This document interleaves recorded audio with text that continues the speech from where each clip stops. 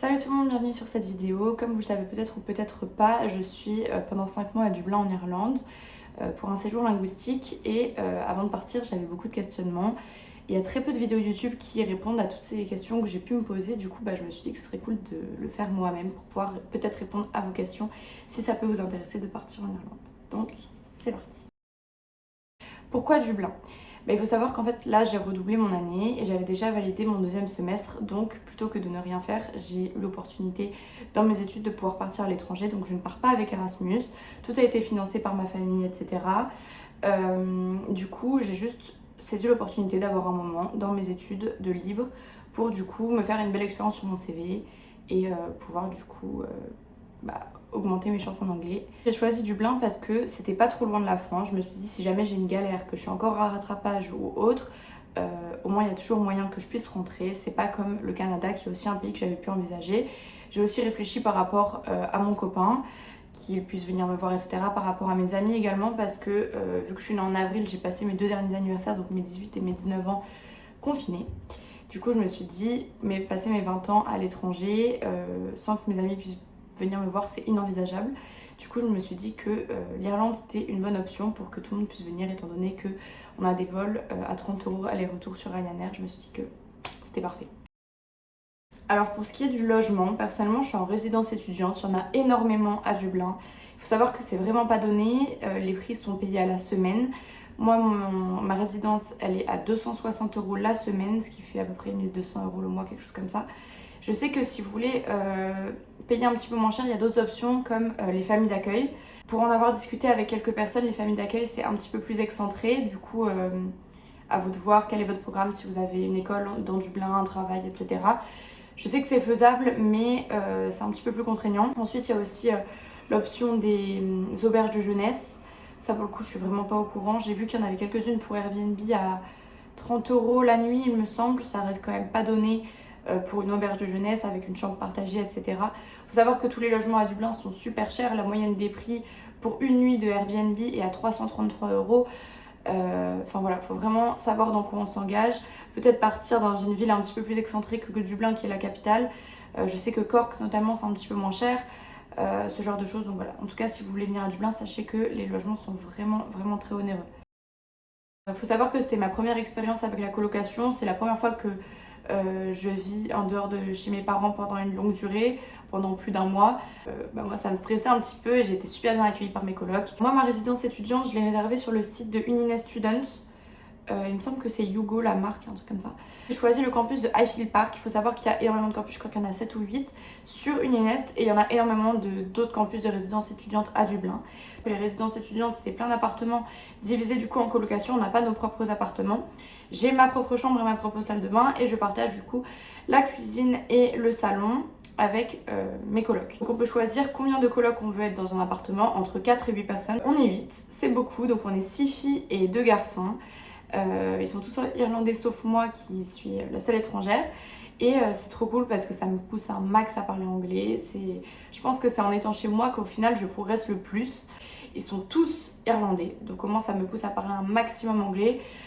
C'est trop cool, il y en a 3 avec qui j'ai énormément tissé de liens, qui m'ont hyper bien accueillie, avec qui je suis tout le temps, enfin on est comme cul et chemise. Oh, l'expression de daron que j'ai utilisée. Je suis vraiment satisfaite, les logements ils sont hyper neufs. J'ai aussi choisi Highfield Park parce que les logements avaient été construits en 2019 il me semble.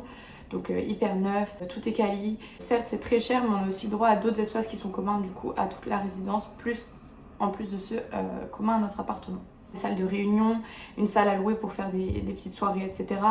On a le droit à un gym, à un terrain de basket, une salle de fitness, etc. Enfin on a une salle de café aussi. Enfin bref, il faut aussi se faire au tempérament et aux habitudes et au rythme et routines de chacun. C'est pas forcément facile tous les jours, étant donné qu'on est très nombreux. Il y a toujours du monde dans la cuisine quand on veut se faire à manger, quand on veut manger, etc. Il y en a qui vont se lever plus tôt, d'autres qui vont se coucher plus tard. Il y en a qui vont être fêtards, qui vont inviter des gens à l'appart. Enfin, à vous de voir un petit peu votre rythme, si vous autorisez ou non ça dans votre appartement. Moi je sais qu'on est super ouvert, on a tout le temps du monde dans la maison, des invités, des amis, les copains d'un tel et d'un tel. Donc voilà, en principe ça pose pas de problème à part avec un seul de mes colocs qui est relativement bruyant, si vous voyez ce que je veux dire. pour ne pas dire qu'il expose au grand jour sa vie sexuelle. Je m'attendais pas à ce qu'il y ait une aussi drôle de répartition au niveau des tâches ménagères, etc. C'est pas du tout organisé. Je pensais que dans chaque colocation, il y avait un planning des tâches ménagères, telle personne faisait le ménage tel jour, etc. C'est pas du tout le cas. C'est un gros bordel. Je pensais pas que j'allais être la personne la plus organisée et la plus propre de tout l'appartement, étant donné que je suis une grosse bordélique habituellement. Puis finalement, je suis bien étonnée, mais c'est le cas. Ouais, niveau propreté, c'est un petit peu compliqué. Après, je pense que ça dépend de vos colocs. Aussi pour ce qui est de faire à manger, moi j'ai la chance d'avoir sympathisé du coup avec 3 de mes colocs. On partage nos courses ensemble, mais ça j'y reviendrai par la suite. Et pour faire à manger, etc., on s'organise, on fait l'une pour l'autre. Et ça nous fait gagner vraiment du temps et de l'énergie aussi. Du coup, ça c'est vachement cool. Donc je me dépêche, il va bientôt faire noir. Alors pour ce qui est des transports, Dublin c'est une ville qui est super bien desservie par les transports parce que c'est la capitale. Il faut savoir qu'il y a énormément de bus, c'est des bus à 2 étages. Et il y a aussi un tram, en revanche il n'y a pas de métro. Donc sur la ligne de tram il y a la ligne verte et la ligne rouge. Ah bah quand je dis ça il y a le tram qui passe. C'est vraiment sécurisé au niveau des transports. Par contre l'inconvénient numéro 1 c'est les prix, c'est super cher. C'est-à-dire que un transport va dépendre tout d'abord en bus du nombre d'arrêts que vous allez réaliser. Il me semble que le minimum c'est 1,60€ entre 1 et 3 arrêts et ensuite ça passe directement à plus de 2€. Moi je sais que je viens de Lille, tous les transports coûtent 1,80€, peu importe la longueur du trajet. Quand moi un trajet normal pour aller en ville ça me coûte 2,30€, l'aller 2,30€ le retour, je trouve ça très cher, honnêtement très très cher. Donc oui il y a des bus qui passent toute la nuit, donc ça c'est cool quand on rentre de soirée. Moi ce que je prends le plus ça va être le LUAS, donc c'est la ligne de tram. Donc moi personnellement je prends la ligne verte mais je sais qu'il y a aussi la ligne rouge. Un ticket ça va me coûter 2,30€ parce que j'ai la Lipcard. En fait la Lipcard ça va être une carte d'abonnement qu'on peut du coup réserver avant notre venue en Irlande. Il me semble qu'une carte étudiant, la fabrication va coûter 12€ et il faut s'y prendre 2 semaines à l'avance. Une fois arrivé en Irlande, il y a des bureaux qui vont délivrer les cartes. Moi je sais que je suis allée à O'Connell Street et du coup vous avez votre carte physique sur laquelle du coup vous pouvez mettre du solde. Le solde vous pouvez soit le recharger dans des bureaux marqués par le signe de la Lipcard, donc c'est une petite grenouille verte. Il y en a quand même beaucoup, mais moi ce que je fais c'est que je le recharge grâce à mon téléphone. Vous placez style sans contact votre Lipcard à l'arrière de votre téléphone, que vous ayez un dos en verre ou pas, ça va fonctionner. Et avec l'application Lipcard, je vous mettrai le logo, je ne me rappelle plus, vous pouvez du coup recharger le solde. Et en fait la Lipcard ça va juste servir d'un plafond étant donné que les transports sont chers. Une fois que vous avez atteint les 30€ par semaine, ça va se bloquer, le plafond va se bloquer. En rentrant dans le tram vous allez biper votre Lipcard et en ressortant il faut aussi la biper puisque si vous avez fait un petit trajet vous pouvez avoir du solde en cashback. Donc voilà, cette Lipcard elle va permettre d'avoir des tarifs préférentiels, de payer un petit peu moins cher les trajets que si vous les achetiez à l'unité. Par rapport au bus par exemple, on ne peut pas payer en carte ni en liquide, hormis en liquide si on a le compte exact, en sachant que parfois ça va être 2,15€ ou des trucs comme ça, donc il est très probable que vous n'ayez pas de pièce rouge sur vous ou le compte exact. Du coup on peut payer avec la Lipcard pour quelqu'un d'autre, c'est-à-dire que quand mon copain était venu, j'ai bipé une première fois dans le bus pour mon ticket et j'ai pu acheter auprès du chauffeur un ticket payé avec le solde de ma Lipcard pour mon copain. Pour ce qui est des activités un petit peu touristiques à faire en Irlande, il y en a quand même beaucoup. Pour ce qui est de Dublin, moi je sais que je suis allée au Phoenix Park, donc c'est un grand parc dans lequel vit le président de la République d'Irlande. Il y a également l'ambassade des États-Unis. Et en fait, la particularité de ce parc, il y a également le zoo, plein de trucs, c'est qu'on peut voir des daims en liberté. Ils sont vraiment apprivoisés. Ils n'ont absolument pas peur des humains, on peut les caresser et vraiment s'approcher vraiment très proche. Je suis également allée au Guinness Storage. Donc en fait, le Guinness Storage, c'est un musée qui explique la fabrication de la bière Guinness. Donc la bière Guinness, c'est la bière la plus bue ici en Irlande, qui est à base de café torréfié, il me semble, si je dis pas de bêtises. Et à la fin, on a le droit du coup à une pinte gratuite. Personnellement, j'avais payé pour avoir l'option avec ma tête sur la bière. J'avais trouvé ça super cool, par contre la bière est dégueulasse. Moi, ce que je vous conseille, c'est surtout de faire des excursions. Parce que en vrai, au bout de 2 semaines de vie à Dublin, j'avais quand même l'impression d'avoir fait le tour des activités un petit peu touristiques et que maintenant il fallait que je me trouve des coins un petit peu plus occupés par les habitants de Dublin, par les vrais Dublinois. Moi personnellement j'ai pris un bus pendant 1 heure pour aller à Bray. Donc Bray c'est une station balnéaire située à 25 km en dessous de Dublin il me semble, si je dis pas de bêtises. C'était vachement cool, il y avait la mer, on a pu faire aussi une randonnée. C'était vraiment trop cool. En plus, on est allé dans un petit resto trop bon. Je vous recommande, je vais vous mettre les noms en barre d'infos si je les retrouve. Du coup, ça m'avait pris que 1 heure de bus aller, 1 heure de bus retour. Et on avait passé la journée là-bas, c'était super sympa. La ville est super propre, super mimi, plein de maisons colorées. Franchement, je vous le recommande. Je sais aussi qu'il y a beaucoup d'excursions vers Galway, vers les cliffs de Moher, etc. Pour l'instant, j'y suis pas allée, mais j'espère que j'aurai l'occasion d'y aller avant la fin de mon séjour. Qui part de Dublin du coup en bus avec beaucoup d'organismes. Je pense que si vous prenez un billet de train avec des tarifs préférentiels, je pense que ça peut aussi être avantageux. Je me renseignerai, j'essaierai de vous tenir au courant peut-être dans une deuxième vidéo s'il y en a une. Pour ce qui est du début de mes journées, quand j'ai commencé à venir étudier en Irlande, j'étais dans une école de langue appelée Apollo, qui est du coup dans le sud de Dublin. C'était une école en fait pour étudiants étrangers qui venaient étudier par groupe de niveau et à la fin ça permettait d'avoir une certification de langage. De base j'avais réservé pour 3 semaines et j'ai choisi de ne pas renouveler parce que c'était relativement cher. Il me semble que du lundi au vendredi pendant 3 heures, donc de 9 h à midi, je payais 260 € la semaine et j'avais pas l'impression de tant progresser que ça parce que les jugements de niveau avaient peut-être été mal faits dès le départ. J'avais l'impression d'être dans un groupe dans lequel je progressais pas suffisamment à mon goût et en plus de ça, il y avait énormément de francophones, donc que ce soit des Français ou des Belges. C'était super cool parce que pour le coup, du coup, je me suis fait des amis, j'ai rencontré des gens, j'avais des gens avec qui sortir, etc. Mais pour ce qui est de ma progression en anglais, qui est quand même mon premier objectif en venant en Irlande, bah, ça me freinait un petit peu. Ce qui fait que du coup, au bout de 3 semaines de tests, entre guillemets, que je m'étais accordé, j'ai choisi de ne pas renouveler. Maintenant, je suis en recherche d'un travail en Irlande, maintenant que je pense que j'ai quand même bien valorisé mon anglais. Je pense que maintenant ça pourrait le faire, donc je suis à la recherche d'un job. Si vous avez l'impression que vous avez suffisamment progressé en anglais et que vous venez en Irlande, n'hésitez pas à chercher un travail. Ici c'est vraiment pas compliqué de se trouver un travail. En plus de ça, le SMIC horaire est à 10,50 € ou 11 € de l'heure, quelque chose comme ça. Donc honnêtement ça vaut vraiment le coup. Par contre, j'ai entendu dire qu'il fallait demander le PPS number, donc il y a un document officiel qui permet d'être imposable sur son salaire irlandais bien qu'on le touche sur notre compte français. Pour l'instant je ne l'ai pas encore demandé, je ne sais pas encore comment ça va se passer au niveau des démarches. Après je sais que ça prend un petit peu de temps, je ne sais pas si c'est dû au Covid ou si c'est toujours comme ça. Mais en tout cas si vous n'avez pas ce document, ils vont vous prendre, tant que vous ne le fournissez pas à l'entreprise, 40% de votre salaire. Donc autant vous dire que ça fait un peu mal au cul et qu'il vaut mieux le demander peut-être en amont avant de vous trouver un travail. Donc c'est ce que je vais faire personnellement. Une autre des questions que je me posais par rapport à ma venue en Irlande, c'était la sécurité dans la ville. Je sais que moi je suis quelqu'un qui est quand même relativement flippé. Quand je rentre, je suis jamais toute seule ou alors je prends un Uber, je suis pas forcément très à l'aise. J'avais peur un petit peu de la sécurité au niveau de la résidence et de la sécurité également dans la rue. Faut savoir que Dublin c'est pas du tout une ville dangereuse. Je suis rentrée plusieurs fois seule ou seule avec une de mes colocs filles de boîte la nuit. Pas une seule fois j'ai eu un regard déplacé. Pas une seule fois je me suis fait accoster, siffler, insulter, quoi que ce soit. L'Irlande c'est un pays qui est quand même relativement décomplexé à ce niveau-là. Les filles au mois de janvier, j'ai été très surprise de voir ça. Quand on sortait en boîte, elles étaient avec des robes très courtes, de l'auto-bronzant partout sur le corps, des faux cils, des faux ongles, etc., etc. Et ce qui fait que moi, mes colocs, je leur ai dit honnêtement, vous sortez comme ça en France, vous ne faites pas 3 rues avant de vous faire emmerder dans la rue. Et ici, pas une seule fois, que ce soit moi ou mes colocs, pas une seule fois quelqu'un a été déplacé avec nous dans la ville depuis que je suis en Irlande.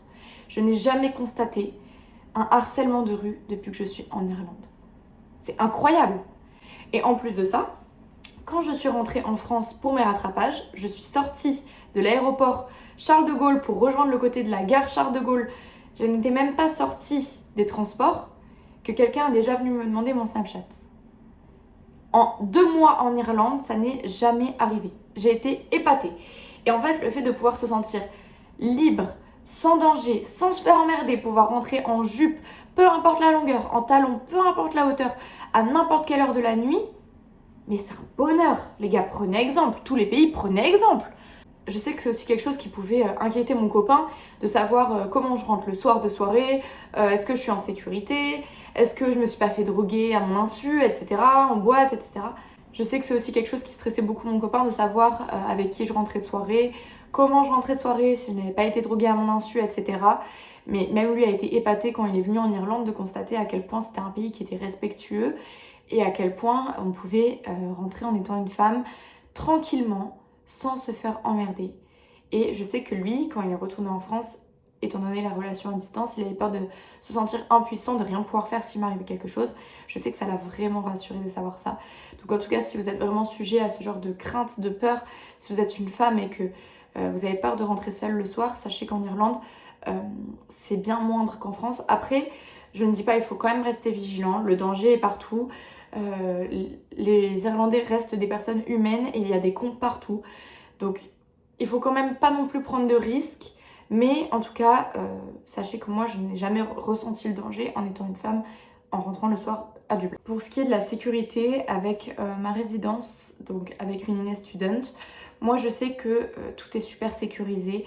On a des badges qui ressemblent à ça, qui nous permettent d'ouvrir toutes les portes. Donc ça va concerner aussi bien la porte principale de la résidence que la porte de mon bloc, puis la porte de mon appartement, puis la porte de ma chambre. Et en fait, ça va être une clé digitalisée et qui est propre à chacun. Et par exemple, ma clé qui va fermer et ouvrir ma porte de mon appartement et de ma chambre va pouvoir ouvrir l'appartement, mais pas la chambre d'un de mes colocs. Et vice versa, même si on a la clé qui va ouvrir le même appartement avec mes colocs, leurs clés ne peuvent pas ouvrir ma chambre. Donc voilà, moi ça m'avait vraiment rassurée de voir que tout était aussi bien protégé, qu'il y avait énormément d'entrées, il fallait biper à chaque entrée. Personne ne peut rentrer dans votre chambre sans votre clé, etc.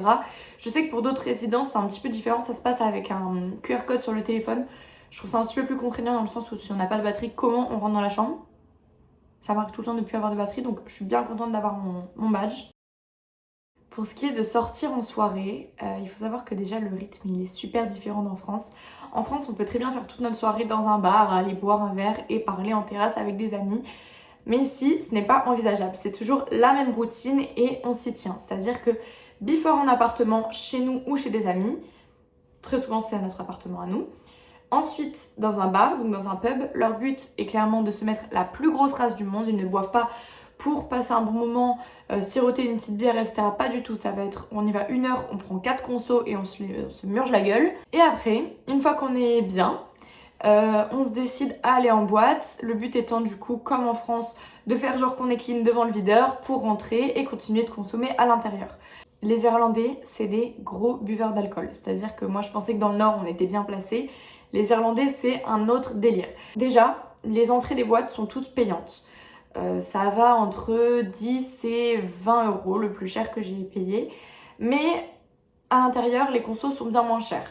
C'est-à-dire que pour une entrée à 15 euros, la dernière fois, j'ai eu 3 Jägerbombs pour un total de 10 euros. Donc ça va être 3-4 euros la conso.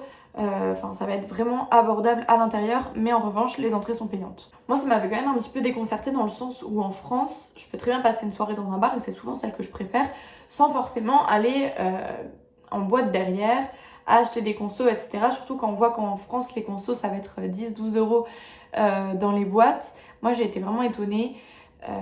Mais bon, après on s'adapte assez vite au rythme du pays. Mes colocs elles m'ont vachement sensibilisée à ça en mode non, c'est comme ça que ça se passe ici. Puis au final on y prend facilement goût. Enfin je vais terminer avec tout ce qui est nourriture, boisson en faisant un petit peu la passerelle avec les boîtes. Moi en boîte j'avais énormément de mal, ou dans des bars d'ailleurs, hein, à trouver ce que je voulais boire. C'est-à-dire que je suis une grande adepte de la bière rouge, de la Castel, etc. en France. Et ça n'existe pas ici. Donc pas non plus de bon vin parce que la France est quand même le pays du vin. Donc en fait tout paraissait mauvais comparé à ce que je pouvais boire en France. Donc j'étais obligée au début de prendre des cocktails, des Sex on the Beach, des pina coladas, etc. qui étaient un petit peu des valeurs sûres, communes à tous les pays, jusqu'à ce que je découvre le Kopparberg. Alors honnêtement le Kopparberg c'est pas du tout ça qui va vous mettre une race. Les Irlandaises elles se foutaient un petit peu de ma gueule quand je prenais ça, étant donné que elles, leur but c'était de se mettre une race. Et ce n'était pas mon cas. Du coup, moi j'aime bien avoir des alcools qui ont un bon goût dans la bouche. Je vais pas me prendre un cul sec de vodka pur pour avoir les effets de l'alcool. Je préfère prendre un Malibu, une Manzana, des alcools de tapette comme ça, mais qui au moins ont bon goût. Du coup maintenant ce que je fais c'est que je prends du Kopparberg. En fait du Kopparberg c'est du cidre fruité.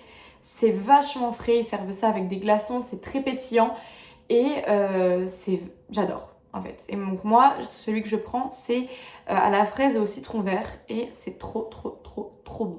Donc pour ce qui est de faire ses courses, le plus abordable ça va être Aldi et Lidl, un peu comme en France.